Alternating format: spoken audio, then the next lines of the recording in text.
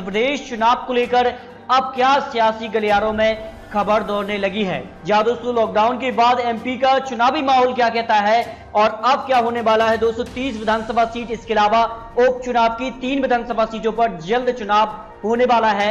लेकिन क्या कहता है चुनावी गणित, क्या ज्योतिरादित्य सिंधिया अपनी जमीन तलाश पाएंगे बीजेपी में, यह बड़ा सवाल है, क्योंकि अब लगातार कहीं ना कहीं बीजेपी में ही अब दरार देखने लगी है। क्या बीजेपी में आए कांग्रेस के विधायक अपनी जगह एक बार फिर से बना पाएंगे, क्योंकि वो चुनाव में तो इन्होंने अपनी जगह बनाई थी और टिकट मिला और कई ऐसे नेता रहे थे जो इस चुनाव में हार गए थे, लेकिन एक बार फिर से विधानसभा चुनाव के लिए इन्हीं सीटों पर ये चुनाव लड़ने के लिए टिकट का यहां पर कह सकते दावा करेंगे। ऐसे में बीजेपी के रहे कुछ पूर्व दिग्गज नेता भी यहीं से टिकट की मांग करेंगे। ऐसे में क्या बीजेपी और कांग्रेस विधायकों में यहां पर बागी तेवर देखने को मिलेंगे, ये तो आने वाला वक्त बताएगा। लेकिन बीजेपी में खबर है कि अब कहीं ना कहीं कुछ बड़ा यहां पर हलचल होने वाली है।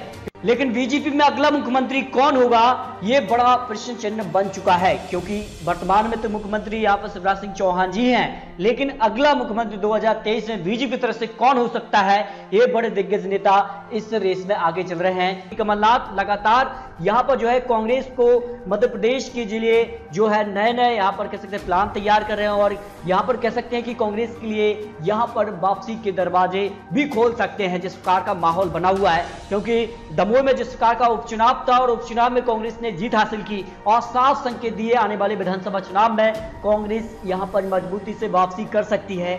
ये क्या होगा, क्या बीजेपी के बड़े दिग्गज नेता चुनाव के वक्त बागी तेवर होंगे और इसका फायदा कांग्रेस को मिल सकता है, ये जानकर मानकर चल रहे हैं। लेकिन आपको बता दें कि मध्य प्रदेश में फिलहाल 3 विधानसभा सीटें खाली हैं और जल्द तारीख। दमोह में तो कांग्रेस ने यहां पर जीत हासिल की ली, लेकिन इसके अलावा 3 और विधायक यहां पर जो है सीट खाली हो चुकी है, जिसमें जोबर, पृथ्वीपुर और रेगांव 3 विधानसभा सीटें रिक्त हुई हैं। ऐसे में जल्द यहां पर तारीखों का ऐलान भी होने वाला है। लेकिन इसके अलावा अगर बात करें तो इन सारे यहां पर जो सवालों के बाद अगर विधानसभा चुनाव की 230 विधानसभा सीटों पर चुनावी आंकड़ों की भी बात कर लें तो आज चुनाव तो क्या हो सकता है, क्या चुनावी माहौल कहता है 2023 के लिए, यहां पर क्या होने वाला है, क्या होगा अगर ज्योतिरादित्य सिंधिया कांग्रेस में चले जाते हैं या फिर ज्योतिरादित्य सिंधिया बीजेपी के साथ ही रहते हैं तो किस पद पर वो चुनाव लड़ेंगे, क्या उनको मंत्री पद मिलेगा या फिर यहां पर कह सकते हैं मुख्यमंत्री पद की रेस में कौन आगे होगा। इन सारे सवालों के जवाब और कुछ ओपिनियन पोल के आंकड़े भी आपको दिखाते हैं। सबसे पहले बात करते हैं दमोह के लिए, तो दमोह में हाल ही में उपचुनाव में कांग्रेस ने अच्छा परफॉर्मेंस किया था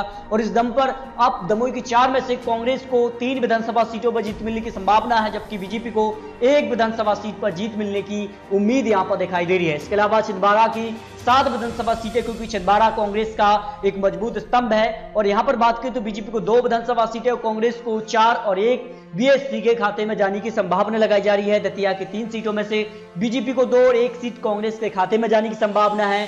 देवास की 5 में से बीजेपी को 4 और 1 कांग्रेस के खाते में जाने की संभावना लगाई जा रही है। जबकि धार की 7 विधानसभा सीटों की बात करें तो बीजेपी को करीब 3 सीटें और कांग्रेस को 4 विधानसभा सीटों पर जीत मिलने का अनुमान यहां पर लगाया जा रहा है। गुना की 4 में से बीजेपी को 3 1 कांग्रेस के खाते में जाने की संभावना है। ग्वालियर की 6 सीटें, ग्वालियर में बड़ा यहां पर कह सकते हो उलटफेर इस बार हो सकते हैं, क्योंकि ज्योतिरादित्य सिंधिया अब बीजेपी में आ चुके हैं और कांग्रेस में 2018 में थे तो कांग्रेस ने यहां पर अच्छी सीटों पर जीत हासिल की थी, लेकिन इस बार उलटफेर हो चुका है। यहां पर बात करें तो बीजेपी को करीब 3 सीटें और कांग्रेस को 2 सीटें, 1 सीट बीएसपी के खाते में भी जाने की संभावना लगाई जा रही है। अगर यहां पर उलटफेर होता है तो फिर कहीं ना कहीं कांग्रेस ने 2018 में जो जीत हासिल की थी वो एक बार फिर से कर सकती है, जो आंकड़े यहां पर कह रहे हैं। जबकि हरदा की 2 सीटों में से 1 सीट बीजेपी को और 1 सीट कांग्रेस के खाते में, कटनी की 4 में से बीजेपी को 2 सीटें कांग्रेस के खाते में, खरगोन की 6 में से बीजेपी को 4, 2 सीटें कांग्रेस के खाते में जाने की संभावना लगाई जा रही है। जबकि मंदसौर की 4 सीटों में से बात करें तो बीजेपी को करीब 3 सीटें, 1 सीट कांग्रेस के खाते में जा सकती है। मुरैना काफी महत्वपूर्ण हो जाता है, क्योंकि यहां पर जो है काफी अच्छी यहां पर पकड़ मानी जाती है और यहां पर बात करें तो बीजेपी को करीब 2 सीटें और कांग्रेस को 4 सीटों पर जीत मिलने की उम्मीद यहां पर दिखाई दे रही है, क्योंकि 2018 में भी कांग्रेस ने यहां पर अच्छी पकड़ बनाई थी। यहां पर बात करें तो नरसिंहपुर की 4 सीटों में से बीजेपी को 2 सीटें कांग्रेस के खाते में, नीमच की 3 सीटों में से बीजेपी को 2 और 1 सीट यहां पर कांग्रेस के खाते में जाने की संभावना लगाई जा रही है। जबकि पन्ना की 3 सीटों में से बीजेपी को 2 और 1 सीट कांग्रेस के खाते में जा सकती है।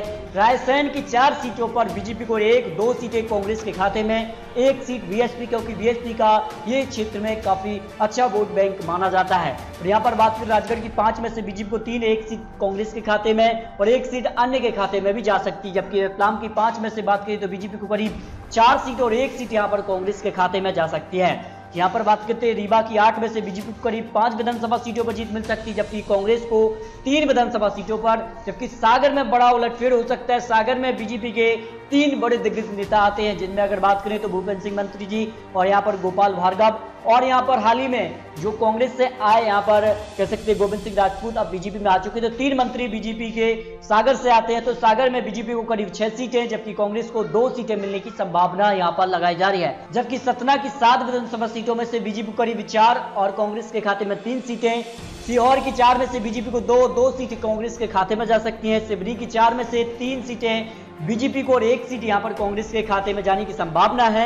शहडोल की 3 में से बीजेपी को 1 सीट कांग्रेस के पक्ष में, जबकि शाजापुर की 3 में से बीजेपी को 1 सीट कांग्रेस के खाते में, शेरपुर की 2 में से 1 बीजेपी और 1 कांग्रेस के खाते में सीट जा सकती है। इसके अलावा सीधी की 4 सीटों में से बीजेपी को करीब 2 सीटें कांग्रेस के खाते में, यहाँ पर भी बिल्कुल कांटे का मुकाबला देखने को मिल सकता है जो आंकड़े हैं। शिवपुरी की 5 में से बीजेपी को 2 सीटें कांग्रेस के खाते में और 1 सीट यहाँ पर बीएसपी खाते में जा सकती है। सिंगरौली की 3 में से बीजेपी को करीब 2 सीटें और 1 सीट कांग्रेस के पक्ष में जा सकती है। टीकमगढ़ की 5 में से बीजेपी को 2 सीटें कांग्रेस और 1 सीट यहां पर बीएसपी खाते में जा सकती है। जबकि उज्जैन की 7 में से बात करें तो बीजेपी को करीब 5 विधानसभा सीटें, 1 सीट कांग्रेस के खाते में, 1 सीट बीएसपी के खाते में जा सकती है। मरिया की 2 में से बीजेपी को 1 सीट कांग्रेस के पक्ष में। झाबुआ की 3 में से बीजेपी को करीब 2 सीटें और 1 सीट यहां पर बात करें तो यहां पर कांग्रेस के पक्ष में जाने की संभावना लगी जा रही है। जबकि जबलपुर की 8 में से बीजेपी को 5, कांग्रेस को 3 सीटें जाने की संभावना है, क्योंकि यहां पर मजबूत स्तंभ है। इंदौर की 9 सीटों में से अगर बात करें तो करीब बीजेपी को 7 और कांग्रेस के पक्ष में 2 सीटें जा सकती हैं। होशंगाबाद की 4 में से बीजेपी को करीब 3 सीटें, 1 सीट यहां पर जो है कांग्रेस के पक्ष में जाने की संभावना लगाई जा रही है। छतरपुर की 6 में से बीजेपी को 4 सीटें कांग्रेस के पक्ष में जा सकते हैं। इसके अलावा बुरहानपुर की 2 सीटों में से 1 सीट बीजेपी को और 1 सीट यहां पर कांग्रेस के पक्ष में जाने की संभावना है। भोपाल की 7 सीटों में से बीजेपी को 5, 2 सीटें कांग्रेस के पक्ष में जा सकती है। भिंड की 5 में से बीजेपी को 3 और 2 सीटें कांग्रेस के पक्ष में। इसके अलावा बैतूल की 5 में से बीजेपी को 3, 2 सीटें कांग्रेस के पक्ष में जाने की संभावना है।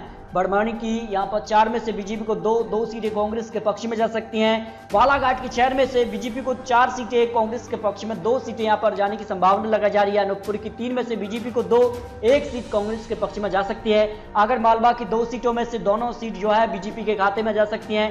विदिशा की 5 में से बीजेपी को 3 सीटें, 2 सीटें कांग्रेस के पक्ष में जाने की संभावना लगाई जा रही है। यानी मध्य प्रदेश के लिए 2023 का चुनावी माहौल में अगर बात करें 230 विधानसभा सीटों पर चुनाव होता है तो बीजेपी को करीब 105 विधानसभा सीटें, जबकि कांग्रेस को 108 विधानसभा सीटों पर जीत मिलने की संभावना लगाई जा रही है। यानी बीजेपी कांग्रेस में कांटे का मुकाबला देखने को मिल सकता है। लेकिन बागी तेवर के बाद यह आंकड़ा बदलेगा, क्योंकि इस बार जो आंकड़े कह रहे हैं, जो माहौल बन रहा है, इसके बाद काफी कुछ हलचल होगी। कुछ बड़े दिग्गज नेता कांग्रेस में शामिल हो सकते हैं तो कुछ बड़े दिग्गज नेता यहाँ पर बीजेपी में भी शामिल हो सकते हैं। ऐसे में बीएसपी काफी महत्वपूर्ण हो जाता है।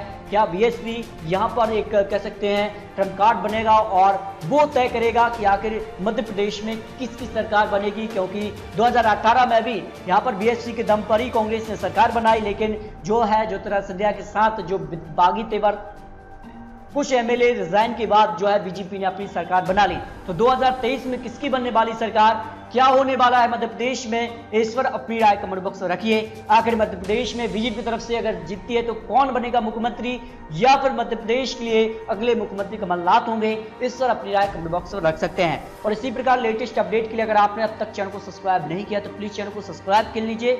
मिलते हैं दोस्तों और सटीक महत्वपूर्ण विश्लेषण के साथ, तब तक के लिए जय हिंद, जय भारत।